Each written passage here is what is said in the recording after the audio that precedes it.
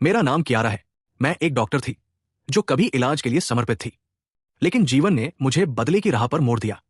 मैंने अपना परिवार खो दिया, मेरे प्रतिभाशाली पिता, मेरी दयालु माँ और मेरे प्यारे ऑटिस्टिक छोटे भाई, सभी को ओमेगा नामक एक अमर प्राणी ने मार डाला।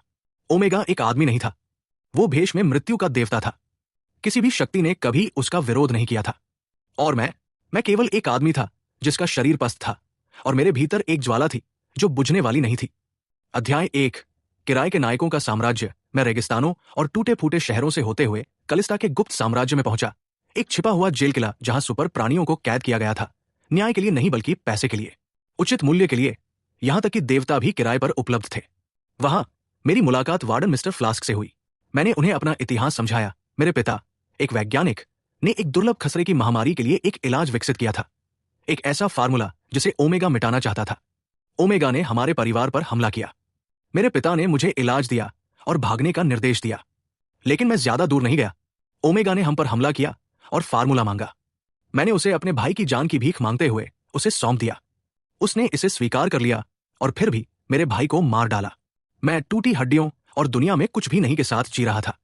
मी फ्लास्क ने लालच के साथ मुझे कलिस्टा के 5 सबसे दुर्जय योद्धा बेचे। मी एक्स एक प्रभाव शोषित करने वाला बाजीगर जो 10 गुना अधिक प्रभाव देता है। मी जेन एक मानसिक योद्धा जिसकी घूरने से सिर में भयंकर दर्द होता है। मी याक 2 कुल्हाड़ी चलाने वाला क्रूर जो स्टील को काट सकता है। मी सिम पंखों वाला और तेज मिसाइल की तरह गोता लगाने वाला। टीमैन रहस्यवादी जिसकी उबलती एसिड चाय किसी भी चीज को फफोलेदार बना देती है। ओमेगा का किला हमारी मंजिल थी। अध्याय 2। छायाओं का तूफान। ओमेगा तैयार था। उसकी उबलती हुई हंसी उसके गढ़ की काली मीनारों से गूंज रही थी। वापस भागो बच्चे, उसने हमसे कहा। तुम जो मैं हूं उसे रोक नहीं सकते। मैंने अपना सिर उठाया। मैं तुम्हें रोकने नहीं आया हूं, मैं तुम्हें खत्म करने आया हूं। लेकिन ओमेगा ने खुद को विभाजित कर लिया। 5 डुप्लीकेट, प्रत्येक शक्ति और पराक्रम में मेरे नायकों में से एक के बराबर। प्रत्येक डुप्लीकेट ने हमारे कौशल की नकल की, लेकिन क्रूर वृद्धि के साथ। हमारी शक्तियां जब सक्रिय होती हैं तो हमारे खिलाफ मुड़ जाती है, दोगुनी और क्षीण हो जाती है। युद्ध का मैदान खूनी संघर्ष बन गया। मेरे योद्धा एक एक करके गिर गए, मारे नहीं गए बल्कि बिखर गए, थक गए, पराजित हो गए। हम पराजित हो गए। ओमेगा ने मुझे छोड़ दिया। जब तुम ईश्वर को खोजोगे तब लौटना, उसने मुझसे कहा। तुम्हें उसकी आवश्यकता होगी। अध्याय 3। वृक्ष और ऋषि।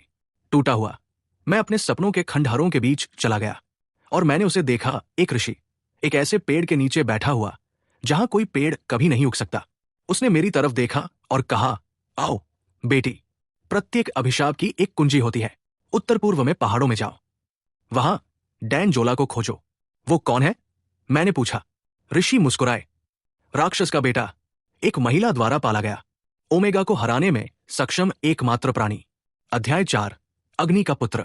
तृप्ति गांव की गुप्त पहाड़ी गुफाओं में 2 महान राक्षसों द्वारा एक बच्चे को जन्म दिए जाने के 30 साल बीत चुके हैं। विनाश से भयभीत ग्रामीणों ने गुफा में आग लगा दी। मां ने बच्चे को बचाया जो जिंदा जल रहा था। पिता ने उन दोनों को गले लगाया और उनकी रक्षा की आग में भूनते हुए उनकी राख रह गई। उनकी क्षमताएं बच्चे में स्थानांतरित हो गई। 2 दिन बीत गए थे और अमरावती नाम की एक महिला ने मलबे के बीच शिशु को खोज लिया था। उसने उसे गोद लिया, उससे प्यार किया और उसका नाम डैन जोला रखा। वो लंबा और भयानक हो गया, 7 फीट। कंधों पर जंजीरें, पीठ पर दुम और कलाइयों पर चमकती चूड़ियां, उसके माता पिता के बलिदान के निशान। लेकिन दुनिया ने उसका तिरस्कार किया। जब तृप्ति में कभी कभार खसरा फैला तो अमरावती बीमार पड़ गया। गांव वालों ने उन्हें गुफाओं में धकेल दिया। डैन जोला ने मदद की गुहार लगाई, कोई नहीं आया। अध्याय 5। डॉक्टर का वादा। मैं पहाड़ी गुफा में पहुंचा।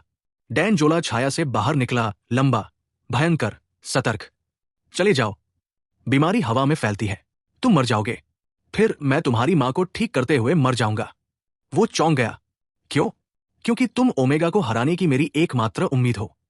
अगर मैं उसे ठीक कर दूं तो तुम मेरे लिए लड़ो। सौदा? उसने सिर हिलाया। मैंने अपने पिता का नुस्खा अपनाया।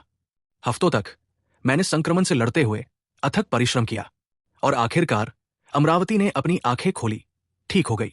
डैन जोला मेरे सामने घुटनों के बल गिर पड़ा। तुमने मुझे सब कुछ दिया, अब मैं तुम्हें बदला देता हूं। अध्याय 6। अंतिम घड़ी। ऋषि ने फिर से हमारा अभिवादन किया। ओमेगा को मारने के लिए तुम्हें लगातार 24 घंटे लड़ना होगा। ठीक 11:59 बजे वो 1 सेकंड की नींद में चला जाएगा। यही तुम्हारा मौका है। उसे गर्दन में गोली मार दो। डैन जोला तैयार हो गया। मैंने बंदूक तैयार की।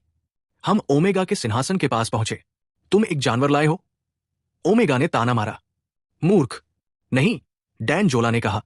मैंने तुम्हारा अंत किया। लड़ाई शुरू हुई। ओमेगा ने 10 डुप्लीकेट पुकारे, फिर सैकड़ों, फिर हजारों। डैन जोला ने भगवान की तरह लड़ाई लड़ी। उसकी चूड़ियां शक्ति से चमक रही थी। उसकी पूंछ दुश्मनों को चकनाचूर कर रही थी। उसकी दहाड़ से आसमान हिल रहा था।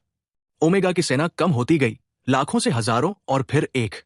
11:59 बजे ओमेगा खड़ा हुआ, हाफ रहा था। डैन जोला ने उसे अपनी पूंछ से बांध दिया। क्योंकि एक इंसान ने मुझे पाला है, क्योंकि उसने मुझे प्यार करना सिखाया। ओमेगा की आंखें चौड़ी हो गई। नहीं, धमाका। मैंने गोली चलाई। गोली उसकी गर्दन पर लगी। ओमेगा मर गया। अध्याय 7, विजय की कीमत। श्री फ्लास्क अपने सैनिकों के साथ आए। डैन जोला को बंद कर देना चाहिए। मैं उनके सामने खड़ा था। तुमने उसे सोने के लिए काम पर रखा है, मैंने उसे प्यार के लिए काम पर रखा है। वो कोई बंदी नहीं है, वो मेरा हीरो है। श्री फ्लास्क हारकर पीछे हट गए। हम तृप्ति के पास लौट आए। मैंने इलाज दिया। हमने जान बचाई। ग्रामीण, जो कभी डरे हुए थे, अब धन्यवाद में घुटने टेक रहे थे। और वहां, जिस आसमान के नीचे हमारे माता पिता कभी मर गए थे, मैंने डैन जोला से शादी कर ली। अमरावती के आशीर्वाद से हमारा नया जीवन शुरू हुआ। उपसंहार, ऋषि का सत्य। ऋषि ने एक बार हमसे कहा था, जहां आशा है वहां ईश्वर है, लेकिन ईश्वर तभी आता है जब आपका समय तैयार हो। मैं कियारा हूं, और मैं अपने राक्षस के साथ रहती हूं। मेरा हीरो, मेरा प्यार, डैन जोला। Thank you for watching. Please like, share and subscribe for more interesting stories. Thanks for your support.